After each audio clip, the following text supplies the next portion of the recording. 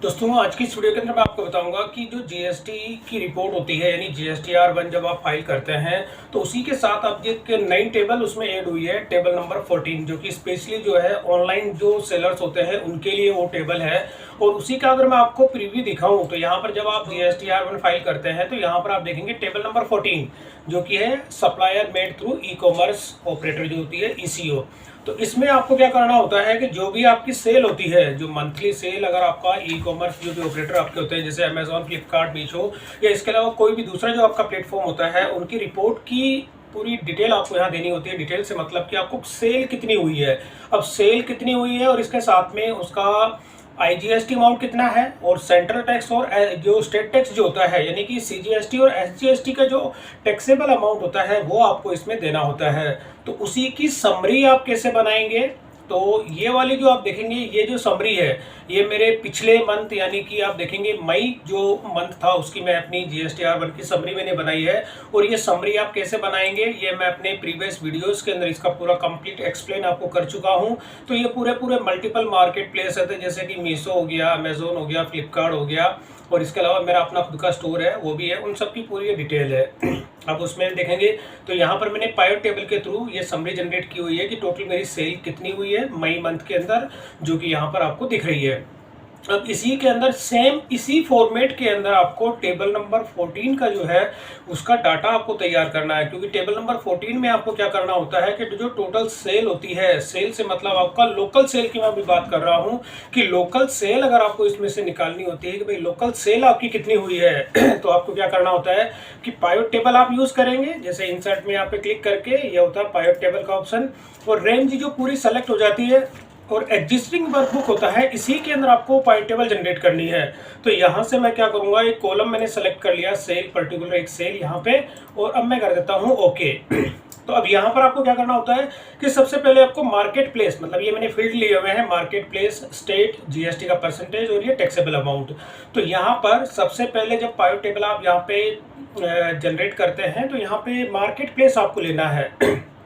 तो market place में क्या होता है कि जितने भी आपके मार्केट प्लेस है उन सब का यहाँ पे आपको जो मार्केट प्लेस है उनका नेम आपको यहाँ पे देखने को मिलता है।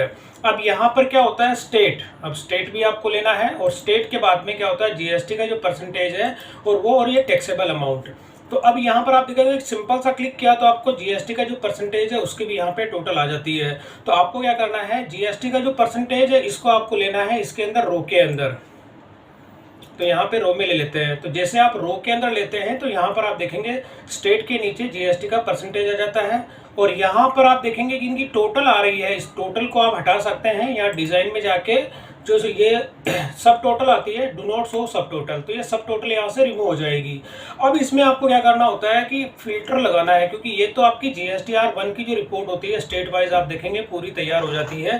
तो ये जीएसटीआर 1 के लिए डाटा तो तैयार हो गया, लेकिन हमें क्या करना है टेबल नंबर 14 में के लिए तैयार करना है और उसमें से मुझे लोकल सेल जो होती है उसको अलग से निकालना है। तो लोकल सेल के लिए मैं क्या करूँगा कि जो फिल्टर जो अप्लाई होता है, फिल्टर में क्या करेंगे कि स्टेट के हिसाब से इसको फिल्टर करना है। तो जो स्टेट वाला ये ऑप्शन था इसको आपको फिल्टर में ले जाना है यहाँ पे। तो जैसे आप फिल्टर पे ले जाते हैं तो फिल्टर पे ले जाने पर अब क्या होता है कि यहाँ पे आपको मार्केट प्लेस आ गए, ये पूरे के पूरे जितने भी स्टेट है आपके उन सब की जो सेल आपको यहाँ पे देखने को मिल रही है कि अमेजोन, फ्लिपकार्ट, मीशो मेरा अपना स्टोर है, इसी के साथ में उसका अमाउंट आपको यहाँ पे देखने को मिल रहा है।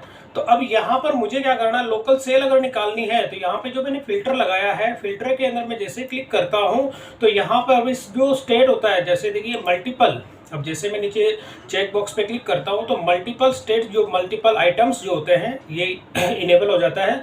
और यहाँ से एक बार मैंने सबको डीसेलेक्ट किया, डीसेलेक्ट करने के बाद में पर्टिकुलर एक दिल्ली को मैं सेलेक्ट करूंगा और दिल्ली को जैसे मैं सेलेक्ट करूंगा यहाँ पे मैं ओके कर देता हूँ। तो अब आप देखेंगे कि मेरी लोकल जो दिल्ली की सेल थी वो यहाँ पे आ गई।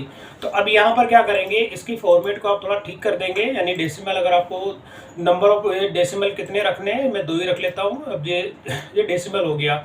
अब यहाँ पर क्या होगा कि ये जो मैंने सेल तो निकाल दी, मतलब मेरी दिल्ली की जो लोकल सेल है वो टोटल आपको यहाँ पे देखने को मिल जाती है कि मेरी लोकल सेल कितनी है।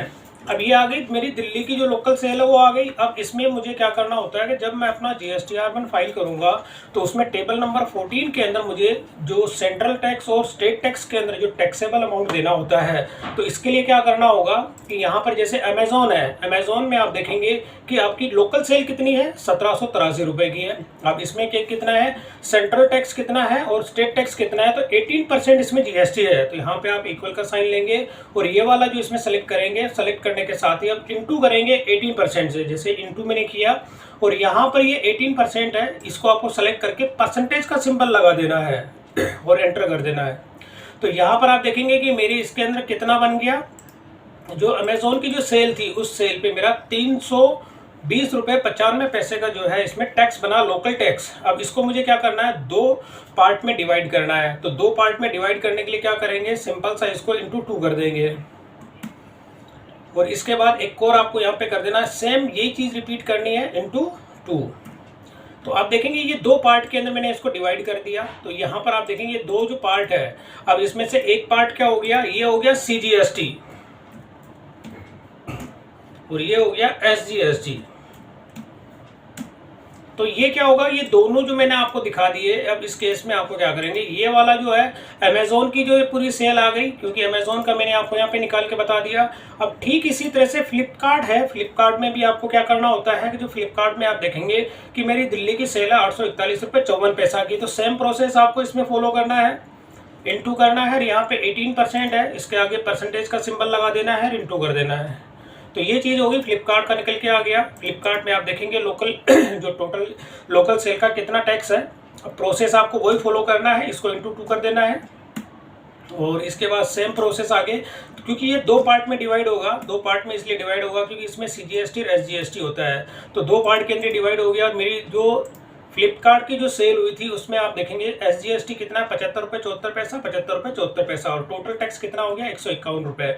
अब इसी के बाद मीशो के अंदर आ जाता हूँ। तो मीशो में क्या करना होता है, जैसे 12 और 18 दो तरह के इसमें टैक्स के जो स्लैब है, तो यहाँ पे आप इक्वल करेंगे और इक्वल के साथ में जैसे ये टोटल टैक्सेबल अमाउंट होता है। अब यहाँ पर मैं क्या करूँगा, इंटू अगर मैनुअल आपको करना होता है तो मैनुअल भी आप कर सकते हैं 12% और यहाँ पे आपको एंटर कर देना है। तो सेम प्रोसेस इसमें भी फॉलो करना है आपको, क्योंकि इसको भी 2 पार्ट में डिवाइड करना है। जो ऊपर आपने प्रोसेस फॉलो किया, जैसे वही इंटू 2 यहाँ पर, और इसी के बाद इसको मैं 2 में, क्योंकि CGST और SGST वाला जो अमाउंट होता है 2 के अंदर आपको डिवाइड करना ही करना है। तो ये हो गया, मीशो की मैंने निकाल के दे दिया यहाँ पे। अब इसके बाद में मीशो में 18% है, तो 18% वाले को भी मैं यहाँ पे क्या करूँगा, मैंने किया और अब यहाँ पे इंटू कर देता हूँ।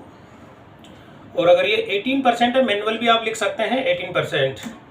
तो अब यहाँ पर क्या होगा, माइनस के अंदर है, क्योंकि माइनस में आप देखेंगे रिटर्न है, तो नॉर्मली बात है ये माइनस में ही आएगा। और इसको भी वापस आपको 2 के अंदर डिवाइड कर देना है इंटू 2 और ये 2। तो ये जो टोटल मैंने आपको दिखा दिया दोस्तों, तो इस तरह से आप अपना टेबल नंबर 14 के लिए जो डाटा तैयार हुआ कि टोटल लोकल सेल कितनी हो गई, लोकल सेल में इतनी, यहाँ पर आपको टैक्सेबल अमाउंट दिख जाता है। इसके बाद में यहाँ पर ये वाला जो अमाउंट मैं आपको दिखा रहा हूँ, तो ये दोनों आपको CGST और SGST जो अमाउंट होता है वो आपको यहाँ पर देखने को मिलता है। तो ये वाला जो अमाउंट मैंने अभी आपको दिखाया, तो इस तरह से आप अपना जो टेबल नंबर 14 होती है, सेम फॉर्मेट के अंदर ये वाली जो समरी मैंने अभी आपको बताई थी, इसी समरी के बेस पे आप जो टैक्सेबल अमाउंट आपको निकालना होता है, तो इस तरह से आप अपना CGST और SGST जो अमाउंट होता है वो आप निकाल सकते हैं। सेम इस फॉर्मेट को आपको चेंज करने की जरूरत नहीं है, क्योंकि इससे प्रीवियस भी मैंने वीडियो बनाई थी, उसके अंदर एक लोकल सेल का इसमें बताया था कि आप एक कॉलम इंसर्ट करके लोकल सेल को अगर इसमें अलग से डिफाइन करेंगे तब जाकर के आप उसमें कर सकते हैं। लेकिन आप इस फॉर्मेट को, जो एक स्टैंडर्ड है आपकी GSTR1 के लिए जो समरी आप बनाते हैं, इसी फॉर्मेट को चेंज करने की जरूरत नहीं होती है। केवल आपको फिल्टर इसमें अप्लाई कर देना होता है और फिल्टर अप्लाई करने के बाद में पर्टिकुलर उस स्टेट को आप सिलेक्ट करेंगे, जिस किसी भी स्टेट से। अब जैसे मैं तो यहाँ पे दिल्ली का हूँ, और दिल्ली के अलावा अगर आप जिस किसी भी स्टेट से हैं, जैसे मैं दिल्ली में, आप कोई सा भी स्टेट आपका इंडिया में जो जितने भी स्टेट्स है, उस स्टेट को आप सिलेक्ट करेंगे। तो सिलेक्ट करने के साथ ही आपकी वो लोकल सेल आ जाएगी। जैसे मैं यहाँ पर अगर करता हूँ, अब जैसे स्टेट को मैंने कर देता हूँ राजस्थान कर देता हूँ, या कोई सा भी मेरा जो स्टेट होता है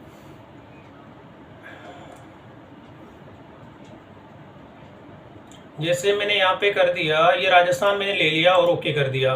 तो यहाँ पर आप क्या करेंगे, राजस्थान के स्टेट की वो सेल आ जाएगी, क्योंकि यहाँ पे रेफरेंस गलत हो गया। क्योंकि यहाँ पे क्या होता है कि जैसे हमने स्टेट चेंज किया तो इसकी वैल्यू चेंज हो गई, तो यहाँ पे फॉर्मूले चेंज हो गए। तो ये वाली चीज़ होती है। तो यहाँ पर वापस मैं क्या कर देता हूँ, दिल्ली कर देता हूँ, तो ये राजस्थान को हटा देता हूँ। तो इस तरह से आप जिस किसी भी स्टेट में हैं वहाँ का वो सेलेक्ट करेंगे। सेलेक्ट करने के साथ ही आपका जो भी जिस स्टेट के होते हैं तो ये फॉर्मूला ऑटोमेटिक उस हिसाब से काम करेगा। और CGST और SGST अमाउंट आपका जो होता है वो इस तरह से इस फॉर्मेट, यानी फॉर्मेट आपको वही रखना है। एक पायोट टेबल के जरिए आप पर्टिकुलर अपनी लोकल सेल जो होती है उसका CGST और SGST अमाउंट आप इस तरह से इसमें निकाल सकते हैं। फॉर्मेट आपको चेंज करने की जरूरत नहीं है। जो स्टैंडर्ड फॉर्मेट आपको चलती है, जैसे GST पोर्टल पे क्या होता है, स्टेट देना होता है, GST का परसेंटेज और टैक्सेबल अमाउंट, ये वाली एंट्री आपको इसमें फिल करनी होती है। तो इसी के अलावा टेबल नंबर 14 में भी आपको यही फिल करना है। तो टोटल सेल कितनी होती है, सेल के साथ में लोकल सेल को जो है वो इस तरह से आप इसमें अलग से डिफाइन कर सकते हैं। और टोटल जो सेल होती है उसमें से लोकल सेल अलग करके आप अपनी एंट्री टेबल नंबर 14 के अंदर फीड कर सकते हैं। जो टेबल नंबर 14 ये वाली होती है, supplier made through e-commerce operator, यानी ECO, यानी जो ये